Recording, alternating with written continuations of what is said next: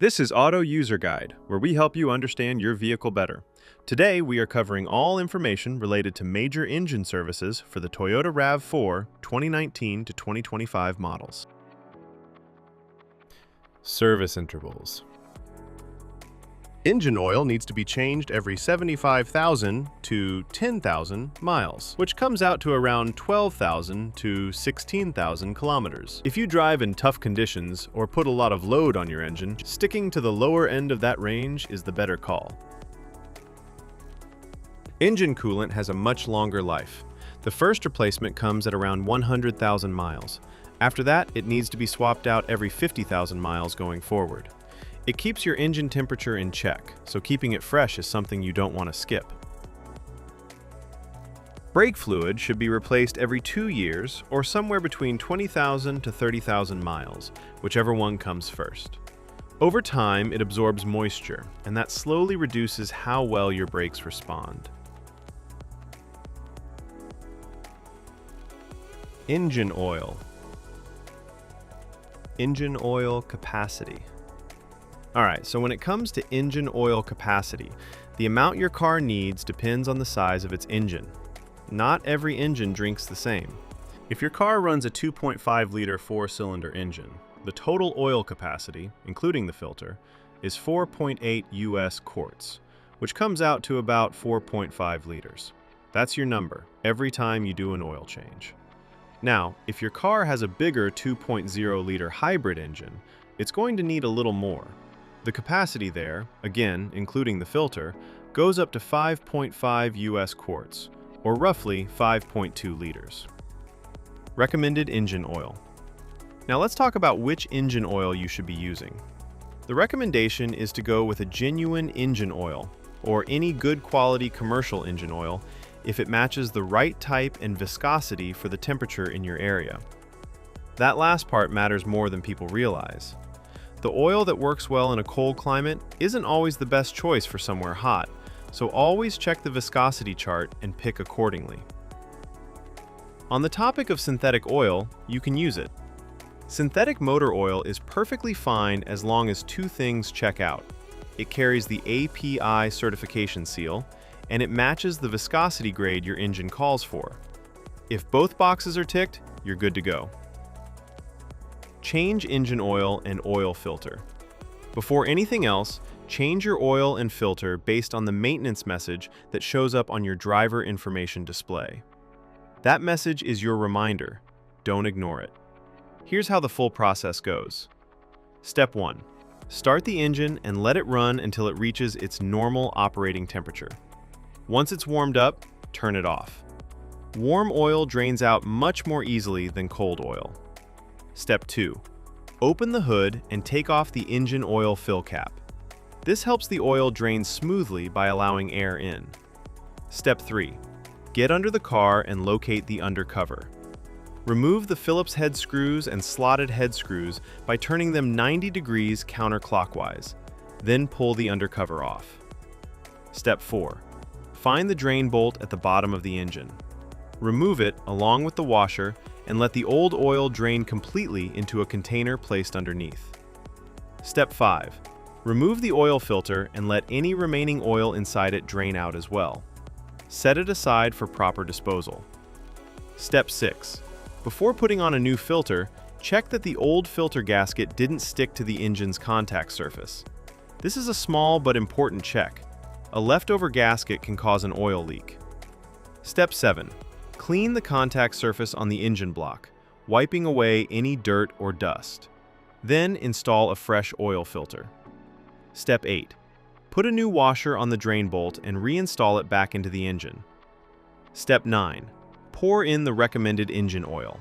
Make sure you're using the right type and the correct amount for your engine size. Step 10. Put the oil fill cap back on securely and start the engine. Step 11. Let the engine run for a few minutes. Then get underneath and check around the drain bolt and oil filter for any leaks. If you see drips, shut the engine off and address it before going further. Step 12. Turn the engine off and wait for about 3 minutes. This gives the oil time to settle. Then pull out the dipstick and check that the oil level is right where it should be. gauge. After you've changed the engine oil, there's one more thing you need to do: reset the oil life gauge. If you skip this step, the car won't know the oil has been changed and will keep showing you an inaccurate reading. Here's how to do it on your car. First, make sure the ignition is on. You don't need to start the engine, just press the start button without pressing the brake pedal so the system powers up. Next, go to your driver information display and navigate to the vehicle information menu. You'll find an option that shows your current oil life percentage. Once you're on that screen, press and hold the selection button, usually the one on your steering wheel, for about 10 seconds. The oil life indicator will start to blink, which means it's ready to be reset. While it's blinking, press and hold the button again. The display will reset back to 100%, confirming that the system now recognizes the fresh oil. Once you see 100% on the screen, you're done. The gauge has been successfully reset. After that, go ahead and start the engine normally. Let it run for a moment and confirm that no warning lights related to the oil are showing up on the dashboard. Now we're moving on to coolant and fluid specifications. Keeping your coolant at the right level is just as important as your engine oil. It keeps your engine from overheating and running into serious problems. Engine coolant, radiator. Before you touch anything, make sure both the engine and the radiator are completely cool. Never open the radiator cap on a hot engine. The pressure inside can cause boiling coolant to spray out and burn you.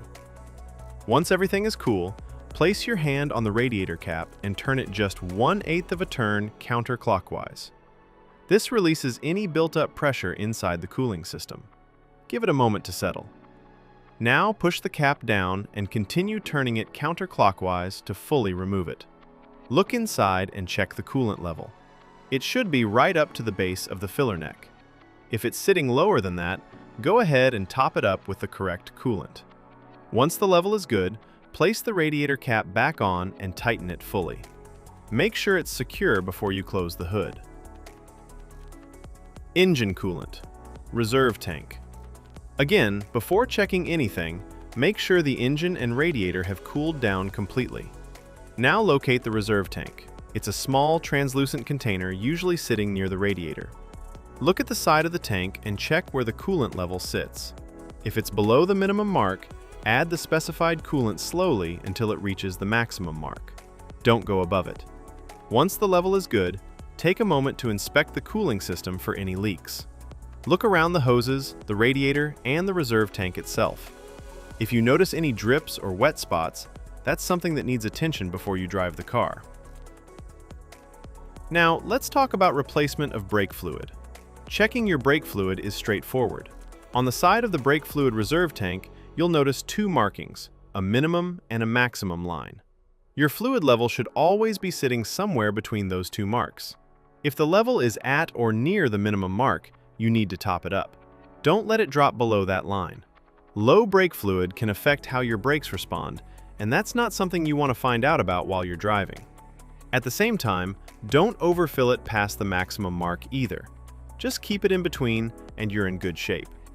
One thing worth mentioning for those driving a manual transmission model, your brake fluid reserve tank also takes care of the clutch fluid. It's the same tank serving both systems. So, as long as you're keeping the brake fluid level between the minimum and maximum marks like we just discussed, you don't need to check the clutch fluid separately. It's already covered. Tire rotation schedule. Tire rotation is one of those maintenance steps that people often overlook, but it makes a real difference in how long your tires last. Generally, you should be rotating your tires every 5,000 to 10,000 kilometers. If your vehicle manufacturer recommends a different interval, go with that instead. Tires without rotation marks. The diagram on screen shows the rotation pattern for tires without rotation marks. These are also called non-directional tires. Because they don't have a fixed direction of rotation, you have more flexibility in how you rotate them.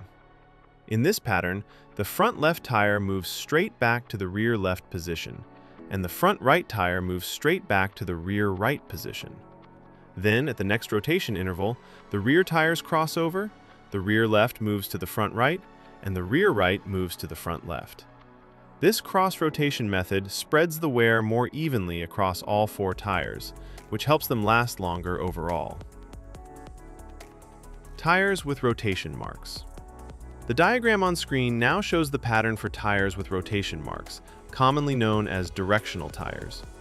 You'll notice an arrow on the sidewall of these tires, and that arrow tells you which direction the tire is meant to spin. It only works one way. Because of that, you can't cross these tires from one side of the vehicle to the other. The rotation here is simpler. Tires just swap between front and rear on the same side. The front left goes to the rear left comes up to the front left, and the exact same thing happens on the right side. It's a straightforward swap, just without the crossing over that you do with non-directional tires. Now let's talk about the fuel tank capacity. Your fuel tank holds a total of 14.5 US gallons, which is equal to 55 liters. Thanks for watching this video. I really hope it helped you understand things a little better. If you found it useful, give it a like. And if you haven't subscribed yet, hit that subscribe button so you don't miss the next one. Drop your thoughts or questions in the comments below. I'd love to hear from you. It genuinely means a lot.